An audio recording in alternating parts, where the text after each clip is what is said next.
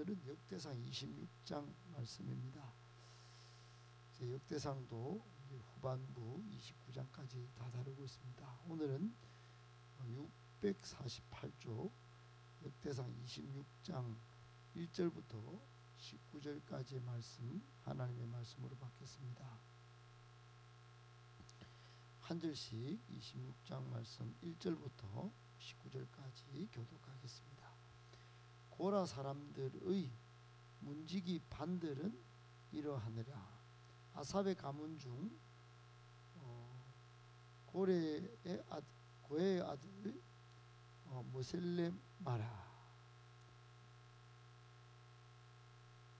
스가랴와 둘째 여디야, 셋째 스바랴, 넷째 야드니, 다섯째 엘람과 여섯째 여호하난과 일곱째 엘요에네이며 오벳에돔의 아들들 마다들스마, 둘째 요사, 셋째 요아, 넷째 사갈, 다섯째 여섯째 암미엘과 일곱째 이사갈과 여덟째 브울레데이니. 이는 하나님이 오벳에돔에게 복을 주셨습니다.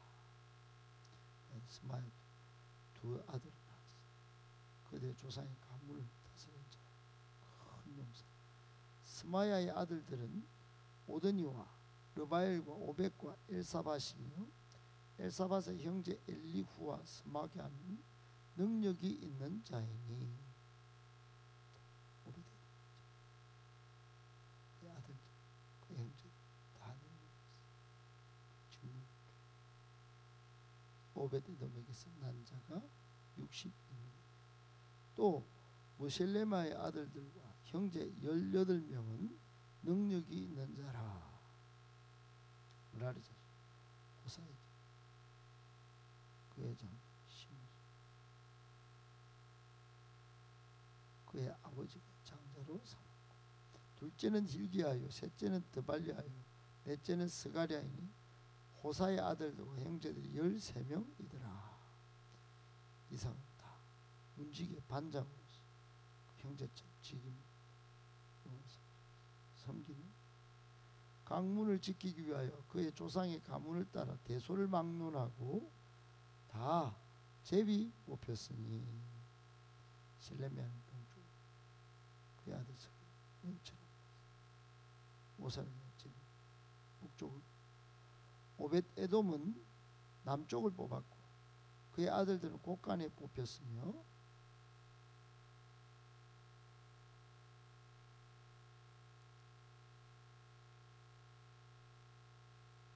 동쪽 문에 레위 사람 6이요, 북쪽 문에 매일 4사람이요, 남쪽 문에 매일 4사람이요, 곳간에는 2씩이며, 서쪽 큰 길에 4사람, 그리고 뜰에 2사람. 19절 같이 있습니다. 고라와 머라리 자손의 문지기의 직책은 이러하였더라. 아멘. 네, 오늘도 본문의 내용 가지고 3가지 교훈의 말씀을 받도록 할 텐데, 제가 쭉 이제 성경 읽다가 이 역대상도 많이 읽고는 했습니다만, 본문을 읽으면서 개인적으로는 큰 은혜가 있었습니다. 하나님께서 한 말씀 한 말씀 성경에 버릴 것이 없다 하셨는데, 정말로 귀한 이 깨달음의 은혜를 주신 것을 감사하는 오늘 본문이 저에게는 개인적으로 되었습니다. 여러분에게도 그런 은혜가 있길 축복합니다. 아멘. 첫 번째, 주님의 몸된 교회를 지켜낼 성전 문지기 같은 거룩한 일꾼이 필요합니다. 주님의 몸된 교회를 지켜낼 성전 문지기 같은 거룩한 일꾼이 필요합니다. 여러분, 오늘 본문은 19절까지인데 두 부분으로 나누면 11절까지가 성전 문지기 반들 중 24 반열이 있는데, 그게 반장들, 핵심 책임자들 명단을 거기 소개해 놓고 있습니다. 그러니까 성전 문지기가 24반차라고, 옛날 성경은, 지금은 24반열, 매일 이렇게 자기의 역할을 맡아서 다윗이 그렇게 지명을 했습니다. 12절부터 19절까지는 각 반열의 담당 지역과 또 어떤 일을 해야 하는지 제비를 뽑아서 사람을 또 뽑는 것을 보게 됩니다.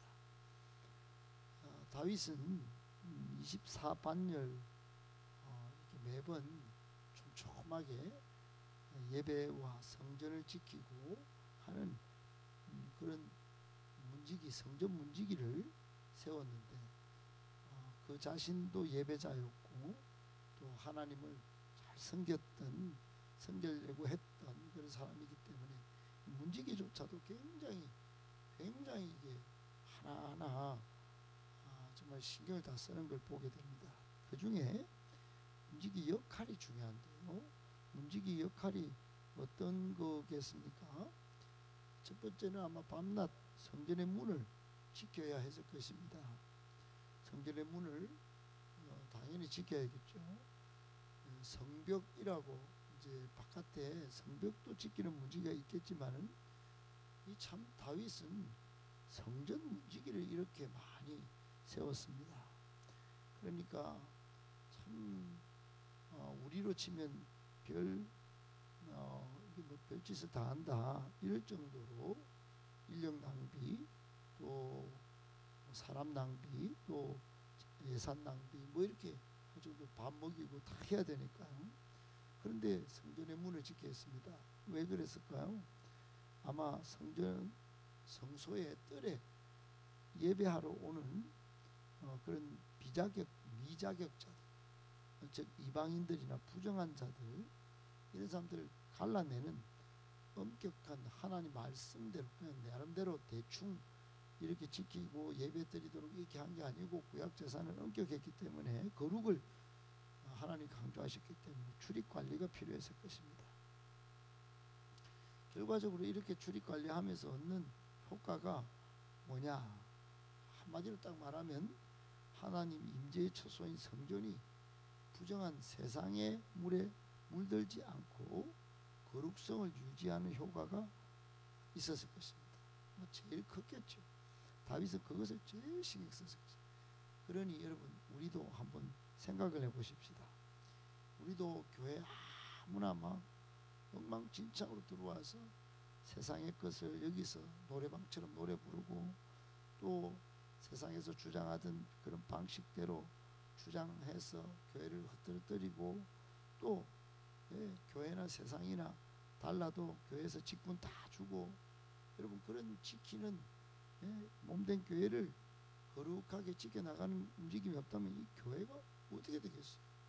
근데 다윗은 그것을 엄청 거룩성 그걸 다 지켰다는 그런 이 이야기가 안 되겠습니까? 성전 문지기를 세운 것이. 그러므로 우리가 받는 첫 번째 교훈은 성전 문지기의 사명은 오늘날 성도된 우리의 사명과 동일하다. 그렇게 인정하고 성도는 부정하고 타락해가는 이 인본주의, 물질주의 또는 쾌락주의, 우상 숭배가 만연한 비진리가 판치는 이 세상에서 주님의 몸된 교회를 정말 거룩하게 경건하게 지켜내야 한다는 것입니다. 그런 책임이 있다는 사실을 교훈받습니다. 디모데후서 4장 2절에 보면 그래서 말씀을 전파하라. 때를 얻든지 못 얻든지 항상 힘쓰라. 말씀을 지켜내는 게 이게 거룩을 지켜내는 그 일인 줄 바울은 알고 디모데에게 진리의 말씀을 잘 전하는 것이 오늘날 성전 문지기의 역할이다. 이런 이제 입장으로 말씀을 전파할 것을 그렇게 강조했습니다. 사랑하는 여러분, 주님의 몸된 교회를 지켜내기 위해서 진리의 말씀만큼 중요한 것이 있겠습니까? 그래서 오늘날 성전 문지기 같이 우리도 거룩하게 진리의 말씀으로 주님 몸된 교회를 지켜내는 일꾼 다 되시기를 예수님의 이름으로 축복합니다. 아멘. 두 번째, 하나님을 경외하는 사람은 자신도 가정도 복 받습니다. 하나님을 경외하는 사람은 자신도 가정도 복 받습니다. 여러분 오늘 4절로 8절에 보면 성전 문지기 중에 오벳 에돔과 그 가정 이야기가 쭉 나옵니다. 여러분 성전 문지기 중에 오벳 에돔이라고 하는 사람이 등장하는데 이 사람은 역대상 13장에 한번 나왔던 그런 사람입니다. 1차 언약궤를 다윗이 운반하고자 할 때 그때 우사가 이 죽음으로 하나님 말씀대로 움직이지도 않고 또 언약궤를 뒤에서 소가 퍼뜩 뛰니까 수레가 뒤집힐 것 같아서 언약궤를 잡았는데 자기의 열심으로 그만 처참한 결과가 나왔습니다. 그렇게 발생할 때 다윗도 두려워하던 그런 상황에 하나님을 경외하고 하나님 사랑하는 마음으로 오벳에돔이 자기 집에 이 언약궤를 석 달 동안 보관을 했는데 엄청 복을 받았다 하는 그 내용이 역대상 13장에 있습니다. 여러분 오늘 본문에 이 오벳에돔 이야기 쭉 보면 그때의 이야기로 엄청 오늘 큰 특징을 발견하게 되는데 5절에 그 이야기가 나옵니다. 5절에 이는 하나님이 오벳에돔에게 복을 주셨음이라 그랬습니다. 성전 문지기로 섬기고 또 자녀들까지도 잘 됐는데 그러니까 24반열 중에 13개 반열을 오벳에돔의 가정이 감당했어요. 그러니까 이게 얼마나 됩니까? 거의 반 이상을 한 집안이 다 차지하고 있는 겁니다. 8절에 보면 아들과 형제들도 다 능력을 발휘하고 직무를 잘 감당했다고 하는 걸 보니까 굉장히 충성스럽고 신실했던 그런 집안이 오벳에돔의 집안입니다. 이게 다 하나님이 복 주셔서 그렇지 않을까요? 8절에 보면 직무를 아주 훌륭하게 그렇게 잘 감당했다 하는 겁니다. 6절에도 장자 스마야가 두 아들을 뒀는데 전부 아주 가문의 족장으로 이게 축복을 받았습니다. 이런 모든 것들이 다윗도 두려워하던 1차 실패에도 불구하고 이 여호와 언약궤를 아무도 드리지 않는 중에 하나님 사랑하는 마음으로 집에 드렸던 오벳에돔이 자신도 복받고 가정도 복받았다는 사실을 오늘 본문에서 26장에서 보여주고 있는 것입니다. 교훈이 뭘까요? 여러분 우리는 내만 복받으면 되지 뭐 이런 생각할 때가 있습니다. 뭐 자녀 손들 세상에서 출세시키면 뭐 내가 잘된 거지 하나님 복받았어 그렇게 스스로 그렇게 판단합니다. 전혀 아닙니다. 여러분 우리는 자녀들도 하나님을 섬기고 하나님 나라를 섬기는 게 이게 복이 된다는 걸 꼭 기억해야 합니다.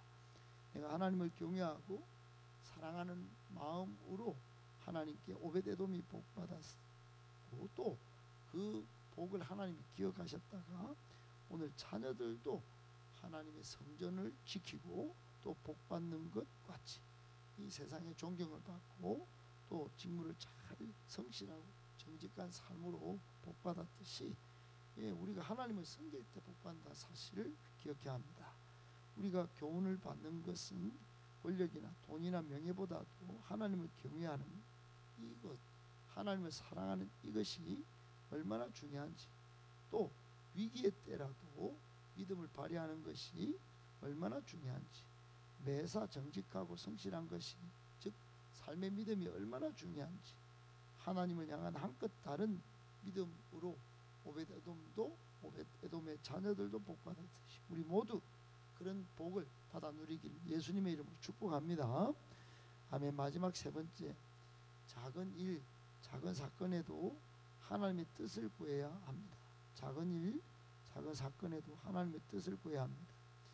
저는 믿음은 하나님의 크신 계획과 뜻을 아는가 모르는가 싸웁니다. 저는 그렇게 봅니다. 그러니까 하나님의 뜻과 계획을 알아가는 것이 우리 신앙의 거의 근본이고 핵심입니다. 근데 오늘 본문에 보면 12절 이하에 성전 문지기 반장을 뽑는데 대소막론하고 제비뽑기를 합니다. 왜 제비 뽑기를 했을까요? 그냥 지명하면 됐을 텐데, 여러분 그것은 이유가 있습니다. 인간적인 인기 여부를 하지 않았다는 것.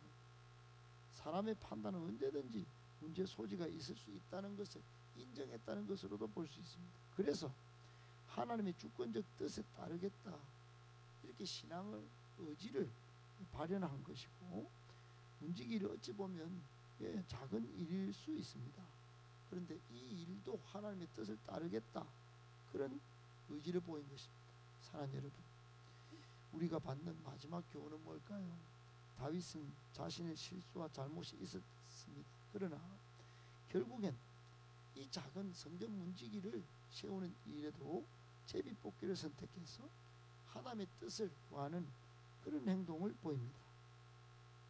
그런 다윗을 하나님은 얼마나 마음에 합한 빵인 줄, 참 유대 역사에서 아주 도드라지게 앞에 세웁니다.